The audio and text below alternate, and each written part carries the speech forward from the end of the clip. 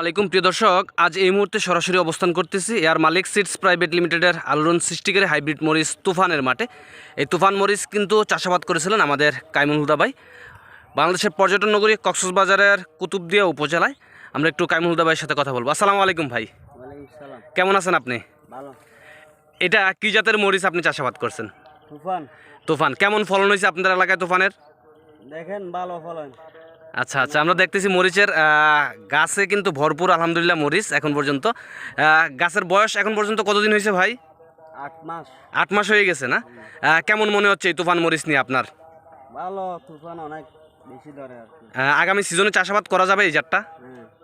ধন্যবাদ কামরুল ভাই। প্রিয় দর্শক, আমরা একটু দেখানোর চেষ্টা করি আপনাদেরকে। প্রত্যেকটা জায়গাতেই কিন্তু ডালের মধ্যে কিন্তু প্রচুর পরিমাণ মরিচ দেখেন, একদম টকটকা লাল এবং খুবই আকর্ষণীয় কালার। আজ পর্যন্ত গাছের বয়স হয়েছে কিন্তু 8 মাস। 8 মাস অবস্থাতে কিন্তু খুব অসাধারণ কিন্তু মরিচ কিন্তু এখনও আছে গাছের মধ্যে। তারপরে যারা চাষাবাদ করবেন ভবিষ্যতে এই জাত কিন্তু নির্ভয় নির্দ্বিধায় কিন্তু আপনাদের পছন্দের তালিকায় রাখতে